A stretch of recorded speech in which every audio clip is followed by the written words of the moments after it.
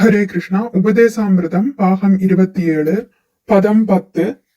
கர்மேப்யா பரிதோ ஹரே பிரியதயா வியக்திம் யயுர்ஞானினஸ் தேப்யோ ஞான விமுக்த பக்தி பரம பிரேமைக நிஷ்டாஸ்தத தேப்யஸ்தாவசுபால பங்கஜ திருஷஸ்தாப்யோ அபிசாராதிக பிரேஷ்டா தத்வத் இயம் ததீய சரசிதாம்னாஸ்ரயேத். கக்ருதி. மொழிபெயர்ப்பு. பலன் நோக்கி செயல்படுபவர்களுள் வாழ்க்கையின் உயர் நெறிகளை பற்றிய அறிவில் உயர்ந்தோர் முழுமுதற் கடவுளாகிய ஹரியினால் கருணை காட்டப்படுவார் என சாஸ்திரங்களில் கூறப்பட்டுள்ளது.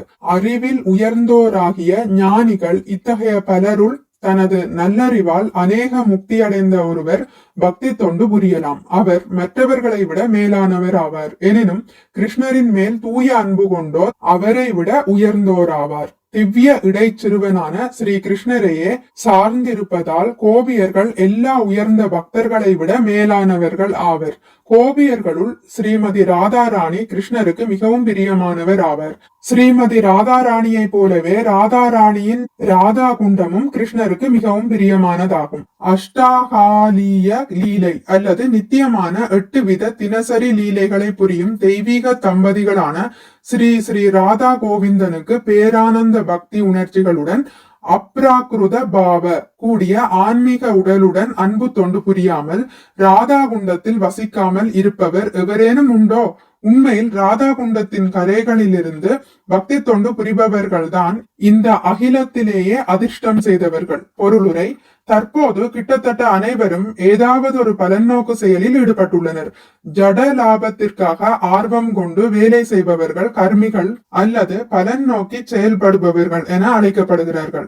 ஜட உலகத்தில் உள்ள அனைத்து உயிர்வாளிகளும் மாயாவிற்கு உட்பட்டவர்களே. இது விஷ்ணு புராணத்தில் 6ஆம் காண்டம் 7ஆம் அத்தியாயம் பதம் 61 விளக்கப்பட்டுள்ளது. விஷ்ணு சக்தி பரா புரோக்தா சேத்ரஜ்ஞாக்யா ததா பரா அவித்யாகரம் சஞ்சான்யா திருதியா சக்திர் இஷ்யதே. முனிவர்கள் முழுமுதற் கடவுளின் சக்திகளை ஆன்மீக சக்தி, இடை சக்தி மற்றும் ஜட சக்தி என வகுத்துள்ளனர்.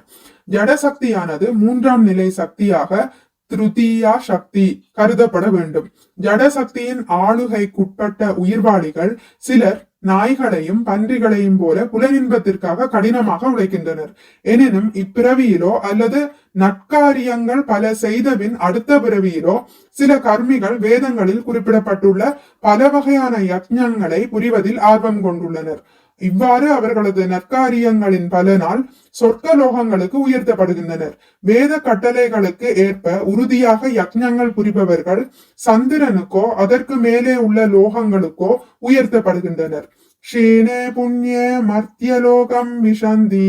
நற்காரியங்கள் எனப்படும் செயல்களின் பலன் தீர்ந்தவுடன் அவர்கள் மர்த்தியலோகம், அதாவது இறத்தலின் இருப்பிடமான இவ்வுலகத்திற்கே திரும்ப வேண்டும். புண்ணிய செயல்கள் செய்தாலும் பாபச் செயல்கள் செய்தாலும் எல்லா கர்மிகளின் நிலையும் இதுதான். ஜட இன்பத்திலேயே ஆர்வம் கொண்ட வியாபாரிகள், அரசியல்வாதிகள் மற்றும் பலரை நாம் பார்க்கிறோம். அவர்கள் தாங்கள் பொருள் ஈட்டும் முறை நன்முறையா பாவப்பட்ட முறையா என்பதை பாராமல் உழைக்கிறார்கள். இவர்கள் கர்மிகள் அல்லது ஜட மக்கள் என அழைக்கப்படுகின்றனர். இவர்களுள் வேத அறிவின் வழி நடத்துவதில்லாமல் செயல்படுபவர்கள் விகர்மிகளாவர். வேத அறிவின் அடிப்படையில் யக்ஞங்கள் புரிபவர்கள் பகவான் விஷ்ணுவின் மகிழ்ச்சிக்காக அதை செய்வதால் அவரிடமிருந்து வரங்கள் பல பெறுகின்றனர். இவ்வகையில் அவர்கள் உயர் லோகங்களுக்கு உயர்த்தப்படுகின்றனர். இத்தகைய கர்மிகள் விகர்மிகளை விட உயர்ந்தவர்கள், ஏனெனில் வேதங்களின் கட்டளைகளுக்கு உண்மையாக இருக்கின்றனர். மேலும் அவர்கள் கிருஷ்ணருக்கு பிரியமானவர்களும் கூட. பகவத்கீதையில்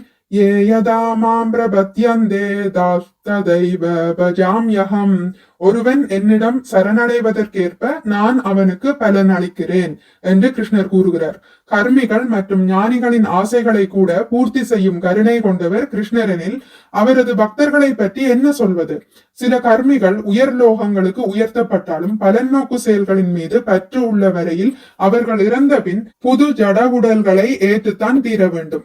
ஒருவன் நற்காரியங்களோ புண்ணிய காரியங்களோ செய்தால் உயர் லோகங்களில் தேவர்களிடையே ஒரு புது உடலை பெறலாம், அல்லது உயர்தர ஜட இன்பத்தை அனுபவிக்க அவன் வேறொரு நிலையை அடையலாம். அதே சமயம் தீய செயல்களில் ஈடுபட்டுள்ள இழிந்தோர் மிருகங்கள், மரங்கள் மற்றும் செடி கொடிகளாக பிறப்பெடுக்க நேரிடும். இவ்வாறு வேத கட்டளைகளை மதிக்காமல் செயல்படும் பலன் நோக்கி செயல்படுபவர்கள், அதாவது விகர்மிகள், கற்றறிந்த முனிவர்களால் பாராட்டப்படுவதில்லை. ஹரே கிருஷ்ணா. இத்துடன் முடித்துக் கொள்கிறேன். இனி அடுத்த பதிவில் இதன் தொடர்ச்சி தொடரும். மிக்க நன்றி. ஹரே கிருஷ்ணா. உங்களுக்கு இந்த வீடியோ பிடித்திருந்தால் லைக் பண்ணுங்கள், ஷேர் பண்ணுங்கள், சப்ஸ்கிரைப் பண்ணுங்கள். நோட்டிபிகேஷன் பெல்லை அழுத்துவதன் மூலம் அடுத்த பதிவுகள் உங்களை வந்தடையும்.